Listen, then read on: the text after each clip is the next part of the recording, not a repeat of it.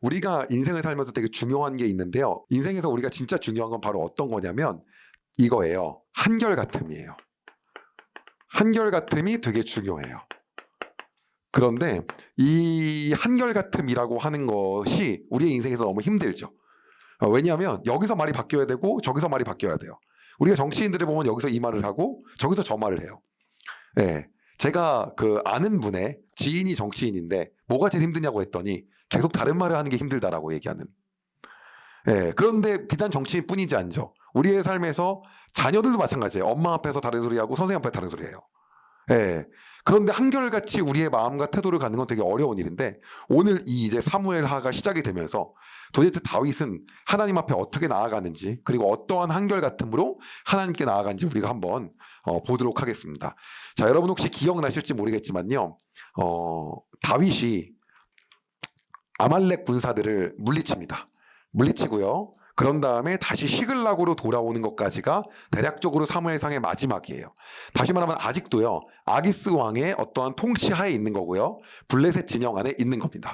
그런데 여러분이 기억하셔야 될 게 뭐냐면요. 그때 사실은 어떤 일이 있었냐면 다윗은 전혀 몰랐는데 아벡이라고 하는 큰 벌판 진영에서 이스라엘 평화 그쪽에서 블레셋하고 그 다음에 사울 진영하고의 한판 전쟁이 있었어요. 근데 많은 신학자들은 당시에 이제 블레셋이 철기군이었기 때문에 벌판과 들판에서 소위 말한 이스라엘이 이 블레셋과 싸우는 것은 전략적으로도 너무 터무니없는 짓이었다라고 이야기를 합니다. 근데 어찌되었던 간에 핵심은 뭐냐면 거기에서 아주 완패를 합니다. 완패로 끝나는 게 아니라 사울이 죽지요. 그리고 요나단도 죽어요. 그래서 여러분 사무엘상 마지막 장면 기억나실지 모르겠지만 사울이 칼을 놓고 나서 배에 찔러서 자결을 합니다.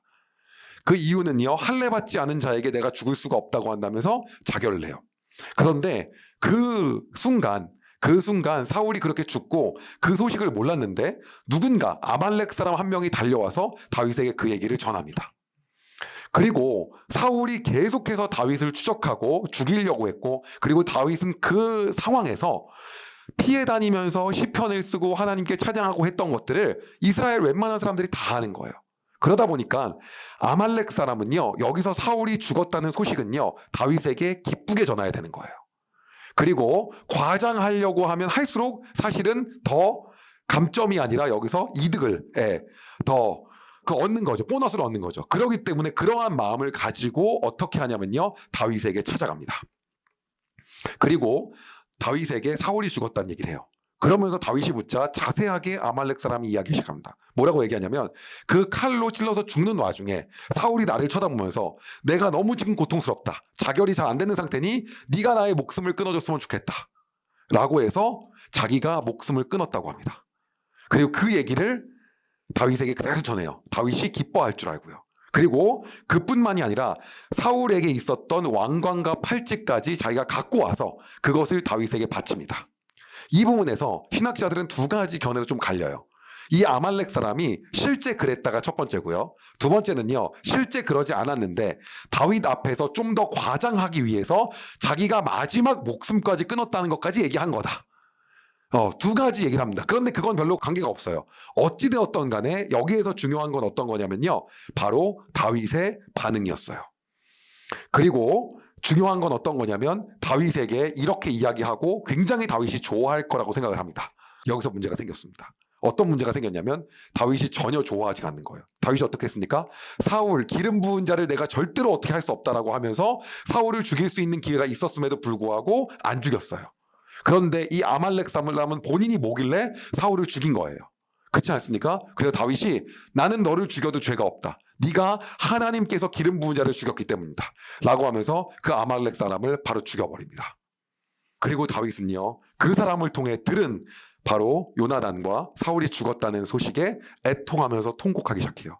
특히 여러분 사무엘상 내내 요나단은 다윗이 피해갈 때마다 다윗을 살려주고 어떻게든 다윗과 좋은 관계를 유지하면서 아버지 사울로부터 도피하게 했기 때문에 요나단과는 너무 절친 관계였기 때문에 요나단이 죽은 거에 대해서 너무나도 비통해할 수밖에 없었던 거죠. 그 다윗의 마음을 성경에선 이렇게 표현하면서 얘기하고 있습니다. 사무엘하 1장 11절에서 12절입니다. 이 말을 듣고 다윗은 자기 옷을 찢어 슬픔을 나타냈습니다. 다윗과 함께 있던 사람들도 모두 다윗처럼 옷을 찢었습니다. 그들은 사울과 그의 아들 요나단과 여호와의 백성과 이스라엘 사람들이 칼에 맞아 죽은 것을 생각하고 너무나 슬퍼서 울었습니다. 그리고 저녁 때까지 아무것도 먹지 않았습니다. 이게 다윗이 마지막에 보였던 거예요. 어떤 겁니까? 우리가 서두에서 얘기했던 것처럼 계속해서 다윗은 한결같대요. 하나님이 기름 부은 자에 대해서 그것들에 대해서 존귀하게 여기고, 그리고 함부로 하지 않는 마음과, 그리고 자기가 사랑했던 그 친구가 죽은 거에 대해서도 그 마음을 그대로 간직하고 갑니다. 자, 그리고요, 다윗은 그 요나단과 사울을 잃은 거에 대한 아픔으로 노래를 부릅니다. 그리고 그 노래를 성경은 이렇게 표현하고 있습니다. 내 형제 요나단이여, 내가 너를 위해 우노라. 너는 나를 너무나 사랑하였지. 네가 나를 사랑함이 놀라웠으니 여자들의 사랑함보다도 놀라웠다. 아, 용사들이 싸움터에서 쓰러졌구나. 전쟁 무기들이 사라져 버렸구나. 이렇게 사울과 요나단은 다 죽고요. 그리고 다윗이 이 일을 처리한 다음에 마지막 남은 상태였어요. 그때 다윗의 한결같음이 또 다시 힘을 발휘합니다. 다윗이 어떻게 하냐면요, 하나님께 물어봐요. 저 이제 어떻게 해야 되나요? 저 이제 여기서 어떻게 하는 것이 좋을까요? 라고 물어봅니다. 그럴 때 하나님 뭐라고 하냐면요, 헤브론으로 가라고 합니다. 자, 헤브론이 어딘지 또 우리가 지도 한번 보도록 하겠습니다. 이쪽이 헤브론이고요, 다윗이 있었던 지역이 여기 시글락이에요. 이쪽에서 헤브론으로 이렇게 이제 이동을 하게 됩니다. 그러다 보니까는 이제 이쪽으로 가고, 그리고 이 안에서 헤브론에서 본인이 정착하려고 하는데요, 헤브론으로 갔던 사실 이유가 있다는 거죠. 그리고 참고로 아벡 전투는, 아벡 지역은 여기입니다. 시글락으로 와가지고 바로 듣게 되고, 여기서 어떻게 된 거다? 헤브론으로 이동한 거라는 거죠. 이해 가셨죠? 그래서 이쪽 헤브론으로 갑니다. 근데 사실은요, 헤브론으로 가게 된 당시 이유가 있었어요. 왜냐하면 다윗이 유다 지파였고요. 여러분 혹시 사무엘상 보시면 기억나실지 모르겠지만 전쟁에서 이길 때마다 유다의 장로들하고 주변 유다 지파 쪽에 막 선물을 보냈어요. 이미 많은 인심을 유다 쪽에서 얻고 있었던 거죠. 근데 이 헤브론은 유다의 수도와도 같은 곳이었거든요. 그래서 거기서 이제 다윗이 왕으로서 기름 부음을 받습니다. 그런데 역사적으로 여기 안에서 봐야 될 포인트가 한 가지가 있어요. 제가 이 지금 성경 시리즈를 쭉 찍으면서 느낀 건 뭐냐면, 사람들이 성경에 안 나온 걸 되게 좋아하더라고요. 성경에 여러분 안 나온 건 사실은요, 그리 중요한 건 아니고 그냥 신학자의 견해입니다. 알겠죠? 그래서 그거는 그냥 우리가 흐름을 이어가는데 제가 도움이 필요한 부분만 이야기하는 거지, 거기에 너무 관심 안 가져도 사실은 됩니다. 그러면 왜 도대체 이때 블레셋이 다윗이 왕 됐으면 너네 시글락에 서 있을 때 내 밑이었는데 감히 독립을 해서 왕을 해? 이거 처단해야겠다라고 안 했냐는 거죠.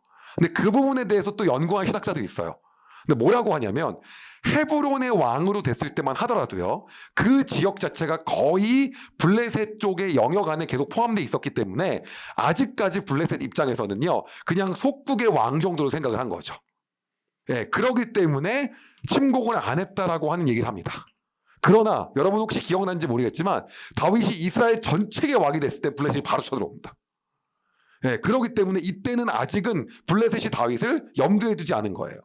다시 말해 봉기했다라고 하는 생각을 하지 않은 거죠. 이렇게 생각하는 신학자들이 굉장히 많이 있어요. 저는 이 부분이 궁금해서 찾아봤는데 이렇게 나오더라고요. 자, 그래서 어쨌든 간에 헤브론으로 옮기고 나서 거기 안에서 이제 정착을 합니다. 자, 이제는요, 전체 이스라엘 아니고 유다 정도의 왕이 된 거예요. 근데 다윗의 한결같음이 여기서 또 나옵니다. 어디서 나오냐면요, 길르앗 야벳 사람들이 사울의 시체를 거두었다는 거예요. 여러분 혹시 기억나실지 모르겠지만 우리나라의 역사를 보게 되면요, 3족을 멸하고 9족을 멸해야 되는 사람들의 시체를 거두거나 이렇게 되는 건요, 역시 그것도 다 반역죄예요. 근데 사울의 시체를 거둡니다. 근데 그럼 길르앗 야벳 사람이 왜 사울의 시체를 거두었는지 우리가 한번 생각을 해볼 필요가 있어요. 여러분 기억나는지 모르겠지만요, 이런 일이 있었어요. 길르앗 야베스예요. 누가 쳐들어왔냐면요, 길르앗 야베스가 어디냐 한번 보고 갈까요? 이쪽으로 보면은 여기입니다. 이쪽이 길르앗 야베스예요.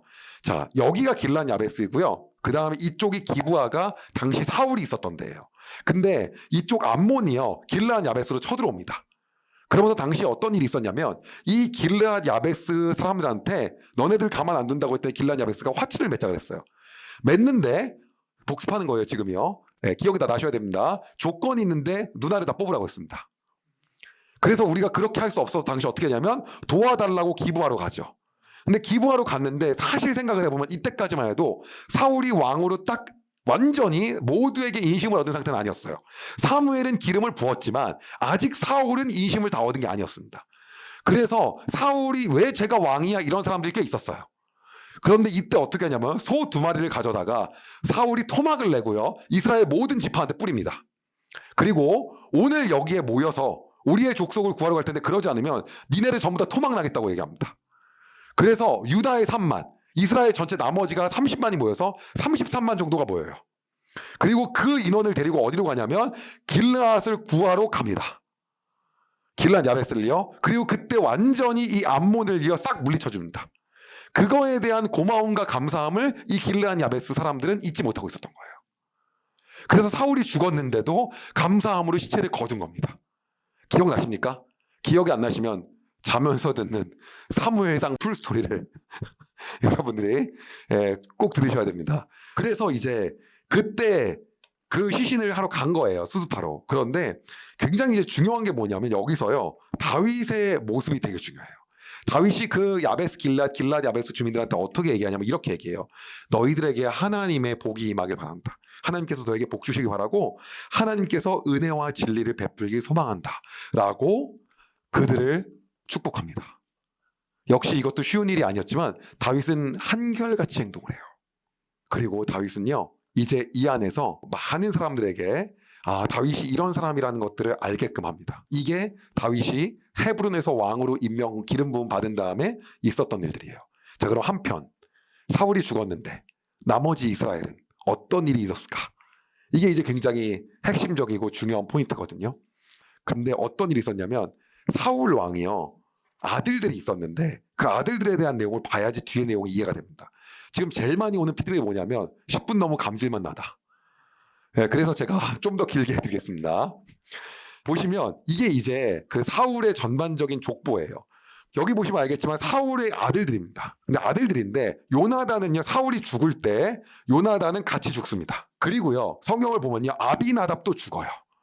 그리고요 말기수아도 죽습니다. 그럼 남은 게 메랍과 미갈이에요. 여러분 미갈 기억나실지 모르겠지만 다윗하고 한번 결혼했다가 다윗이 쫓겨다니면서 사울이 다른 남자하고 다시 결혼하게끔 만듭니다. 그러면 남은 사람이 누굽니까? 이스보셋이에요. 네, 이스보셋이 남은 거예요. 그러니까 당연히 이제 다음이 대권이 여기로 가는 거죠. 대권이 이제 이스보셋으로 가게 됩니다. 그리고 성경은 누굴 주목하냐면 바로 이스보셋을 주목해요. 그런데 사실상 여기에 실권자가 이스보셋이 아니었어요. 누구였냐면 아브넬이었습니다. 그럼 아브넬은 누굽니까? 아브넬은요 사울의 아버지가 기스잖아요. 그리고 기스의 동생이 넬이거든요. 근데 넬의 아들이에요. 그럼 사울과는 무슨 관계입니까? 퀴즈입니다.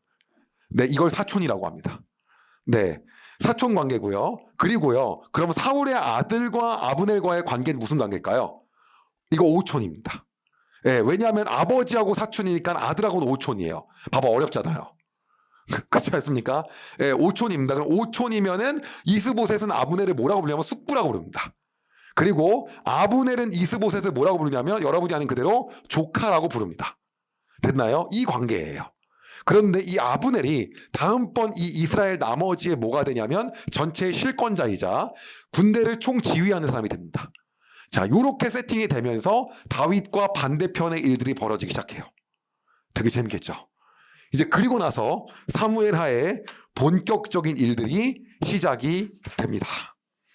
자, 이렇게 이제 양쪽의 나라가 정비된 상태에서 어떠한 일이 일어났는지가 다음 편에 이제 이어지는 거예요.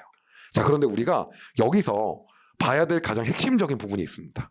그건 어떤 거냐면 한 번 더 말씀드리고 싶은 건 다윗의 한결같고 일관된 태도예요. 다윗은요 사울에게 일관된 태도를 계속 가졌습니다. 살아있는 동안에. 요나단을 사랑하는 마음도 일관됐어요. 요나단이 죽고도 마찬가지였어요. 사울이 죽고도 마찬가지였어요. 그러기에 길르앗 야베스 백성을 오히려 축복할 수 있었어요.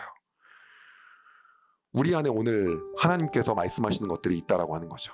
그게 어떤 거냐면 이 시대는 그 상황마다 일관성이 아니라 그때그때마다 바뀌면서 대처하는 걸 얘기합니다. 근데 하나님은 일관되게 한결같은 마음을 가진 사람을 좋아한다는 거예요. 하나님이 그런 사람을 좋아한다는 거죠.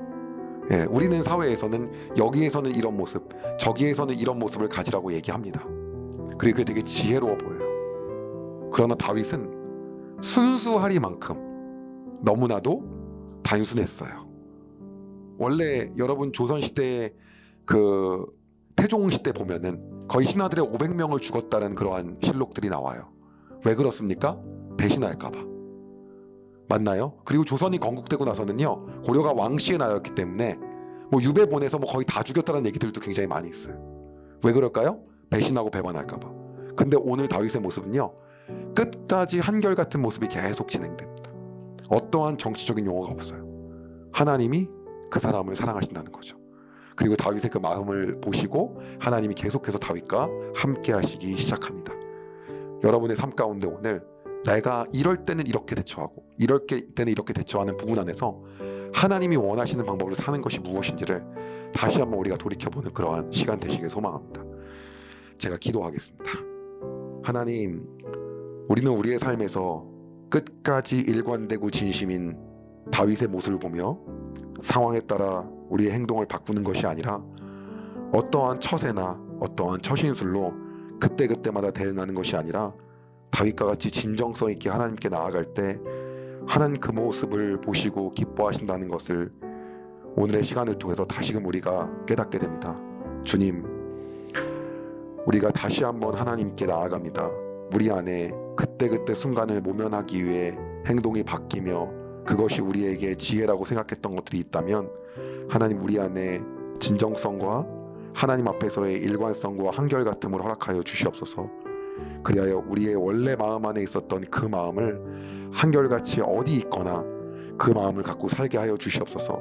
이때는 하나님을 믿는 것이 유리해 보이고 저 때는 불리해 보여서 그렇게 우리가 태도가 바뀌는 것이 아니라 어느 곳에 있든지 우리가 하나님의 사람이라고 하는 정체성을 가지고 일관되게 살아갈 수 있게 주님 인도하여 주시옵소서.